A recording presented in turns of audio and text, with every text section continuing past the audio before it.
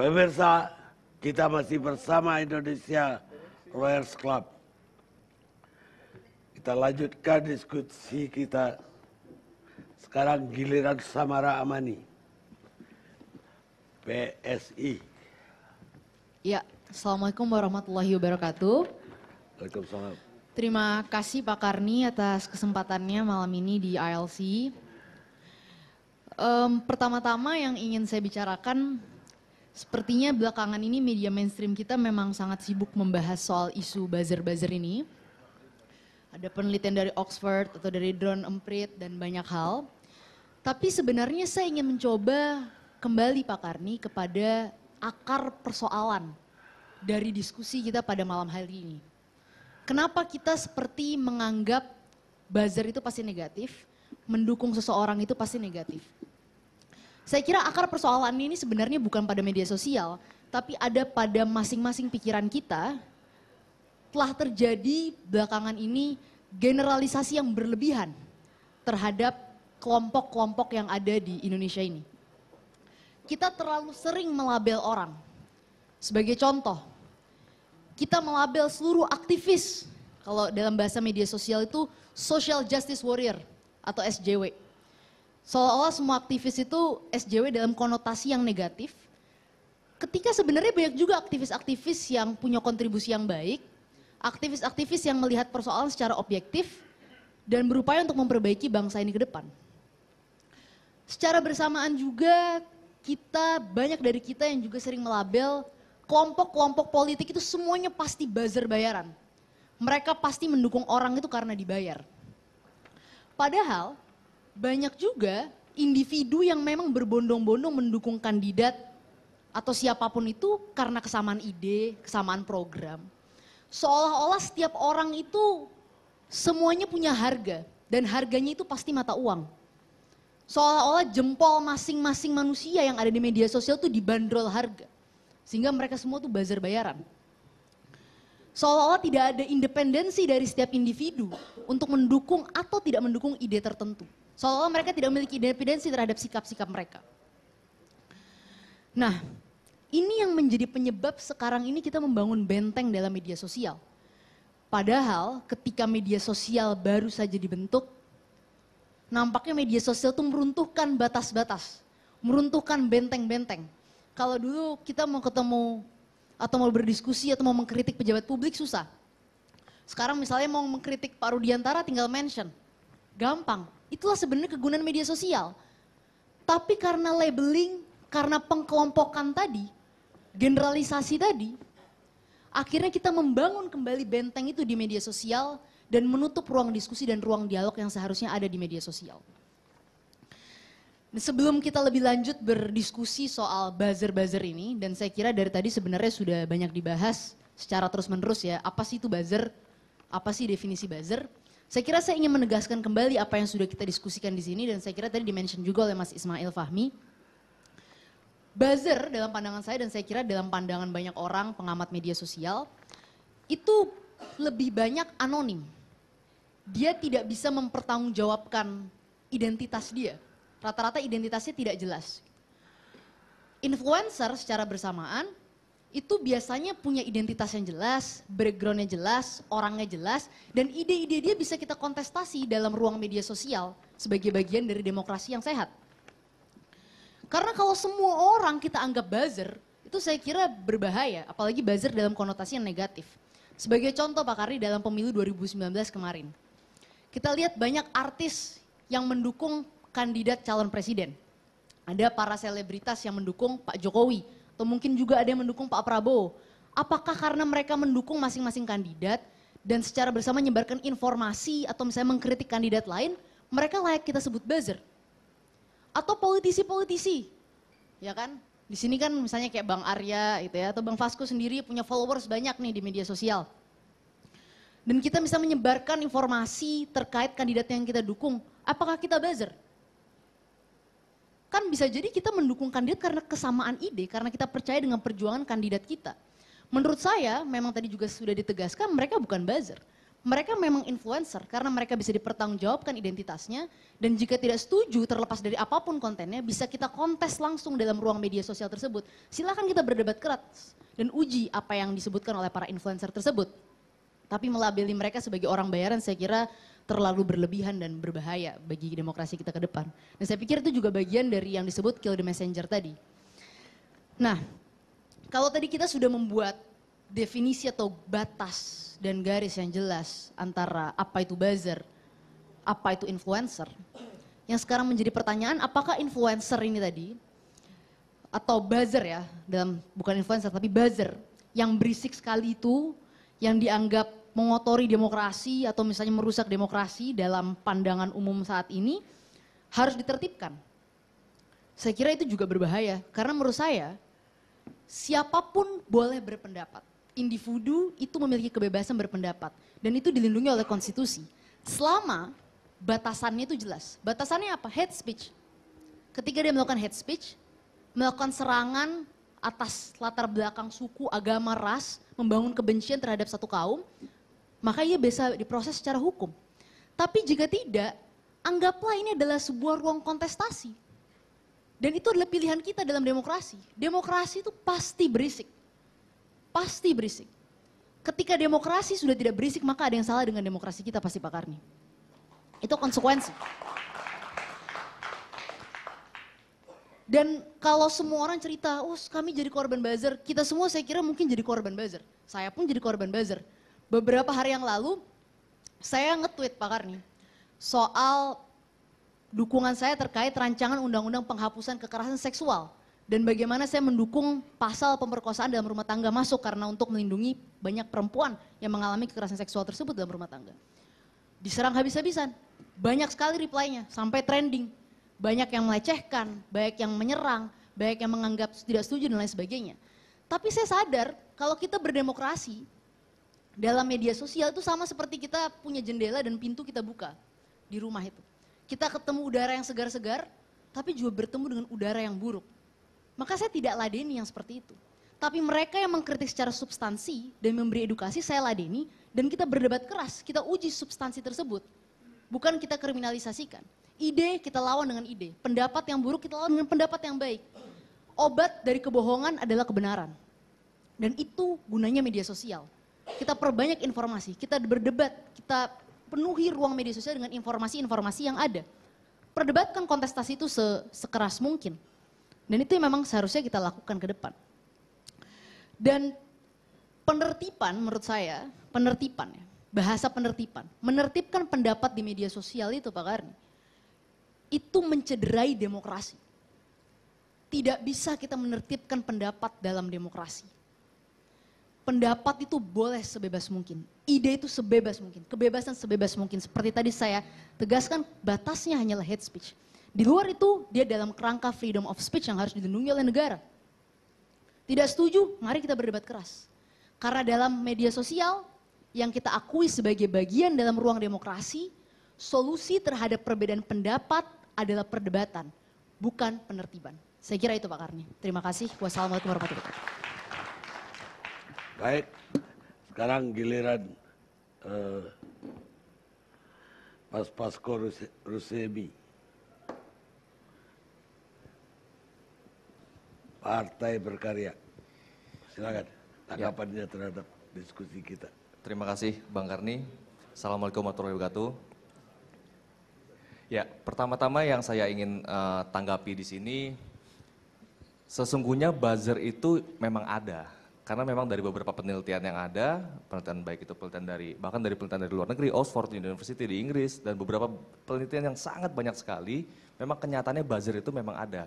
Nah, tinggal kita kategorikan, buzzer itu yang seperti apa? Nah, kalau dari data Hotsuite yang saya punya di sini, ternyata Bang Karni, dari 270 juta penduduk Indonesia, ada 150 juta orang-orang yang aktif menggunakan sosial media. Di situ kita bisa lihat ekuivalen sekitar 56% dari sisi jumlah penduduk Indonesia. Nah, untuk pengguna sosial media, itu ternyata Bang Karni, dalam satu hari itu ada sekitar 3 jam 26 menit setiap orang-orang yang menggunakan sosial media tersebut. Menurut survei Hotsuite, 3 jam 26 menit mereka menggunakan sosial medianya. Lalu ternyata yang menonton TV itu di bawah itu cuma 2 jam 52 menit. Nah disitulah timbul peluang mungkin ya, timbul peluang bagi para industri-industri buzzer itu, industri-industri yang mengelompokkan suatu opini itu menjadi industri bisnis. Karena peluang dari penggerakan sosial media itu cukup dan sangat besar di situ. Nah, kalau saya lebih senang mengkategorikan 2 jenis buzzer di sini Bang Karni. Ada yang pertama itu buzzer independen.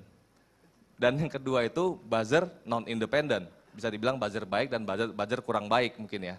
Nah, buzzer independen itu seperti apa sih?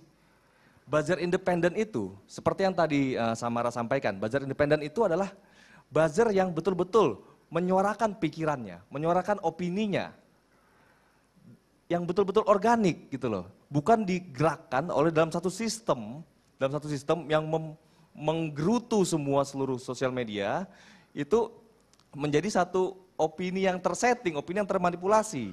Nah, buzzer yang non-independen, inilah yang bisa kita bilang buzzer yang dibayar.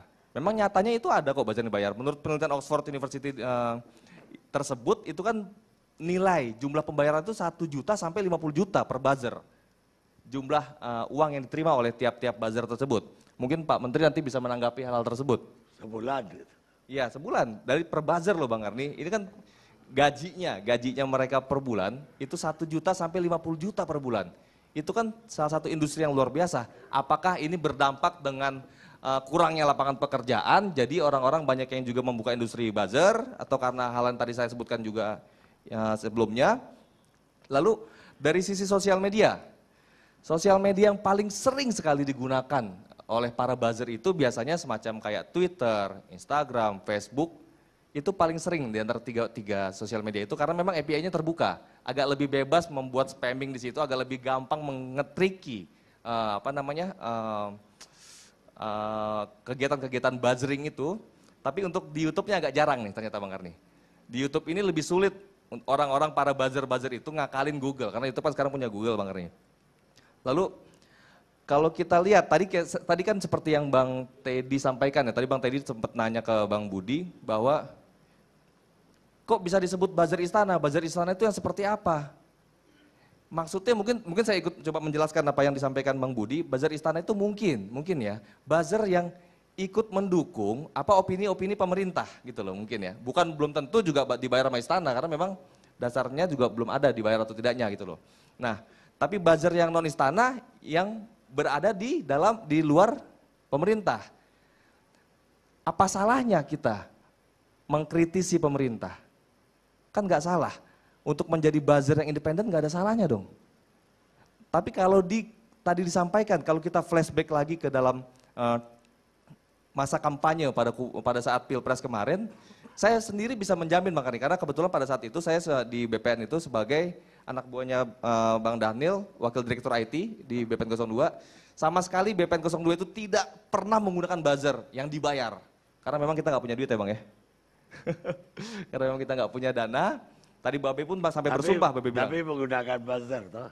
Tidak pernah menggunakan buzzer yang dibayar. Ya dibayar, menggunakan buzzer iya dong. Nah tadi dia bilang buzzer itu nggak harus kita kategorikan negatif. Bang Saya Karni. dari awal mengatakan itu.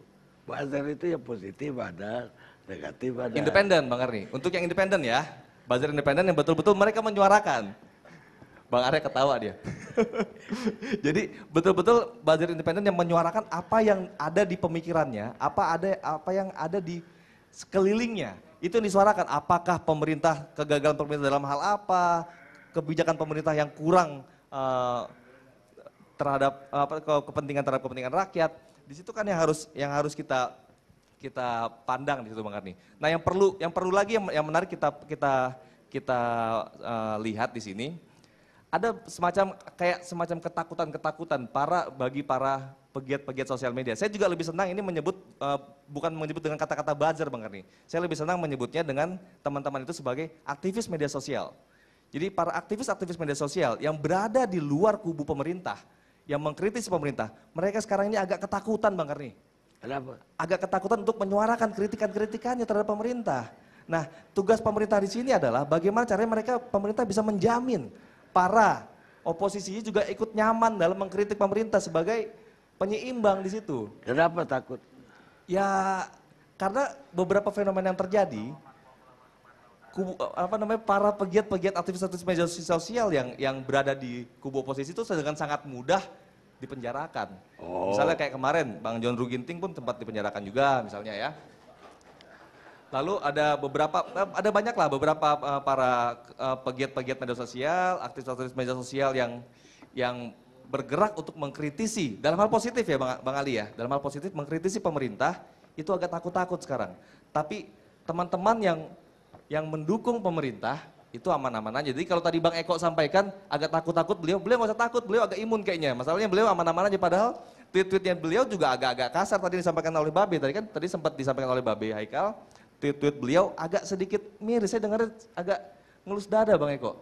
Oh ternyata Bang Eko mengetweet yang seperti itu gitu loh. Kok aman-aman aja Bang Ekonya? Apa mungkin karena Bang Eko dalam posisi yang sebelah gitu loh. Oh belum semua dibacain ya Be ya? Baru sebagian yang dibacakan itu kan. Nah itulah yang harus kita pandang dan kita harus betul-betul berpikir objektif di sini. Tadi Samara pun sudah sampaikan. Di mana para influencer-influencer yang mendengungkan sesuatu dengan pemikirannya, tadi Samara nggak setuju itu disebut buzzer ya. Lebih senang disebut influencer. Nah, apakah seperti kayak Mas Eko disebut influencer atau buzzer? Pertanyaan lagi tadi Bang Teddy, kalau Bang Teddy bisa menanyakan kepada Bang Budi, apa buktinya itu buzzer istana? Bisa nggak misalnya kalau Bang Budi balik tanya lagi, kok tadi sebut-sebut buzzer Taliban? Apa buktinya buzzer Taliban? Bang Teddy tahu nggak apa arti Taliban? Masa membuat suatu tokoh fiksi, nama Taliban ini ngerikan loh. Kenapa harus disebut buzzer Taliban? Coba mungkin bisa lebih ditanyakan kepada Babe yang mungkin lebih mengerti soal agama, apa sih Be arti Taliban itu? Jadi jangan menciptakan suatu ilustrasi yang fiksi seakan-akan itu ada gitu loh.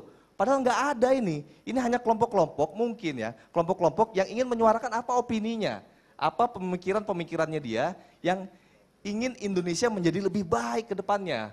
Saya kira gambaran saya seperti itu Bang Karni. Baik, sekarang Adi Sinulinga. Terima kasih. Tes. Terima kasih. Assalamualaikum warahmatullahi wabarakatuh. Salam sejahtera bagi kita semua.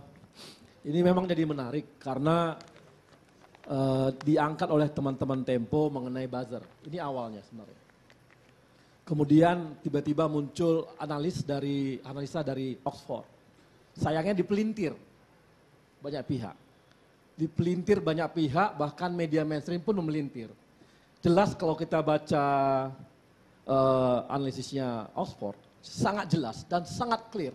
Yang pertama, bahwa level penggunaan sosial media untuk politik dan sebagainya di Indonesia itu masuk kategori yang low, rendah. Dibandingkan negara-negara lain, China dan sebagainya itu sangat tinggi.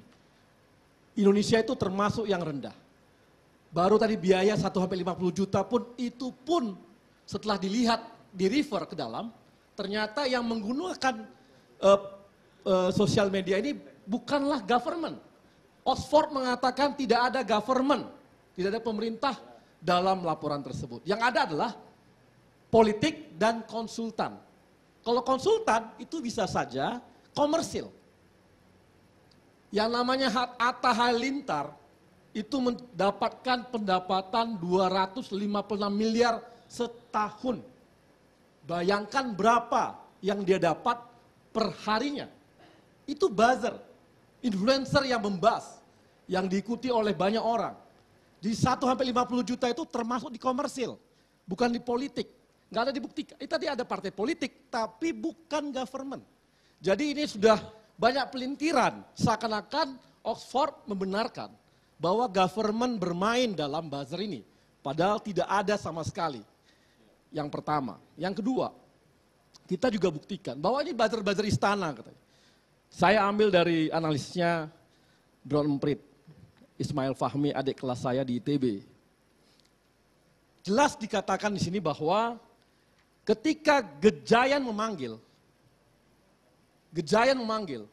beliau memisahkan antara apakah Gejayan memanggil ditunggangi oleh orang-orang yang bekas 02. Ternyata tidak, tapi ada. Dibesarkan oleh mereka yang namanya isunya adalah sudahlah Jokowi mundur saja. Ya, Jokowi mundur saja kan?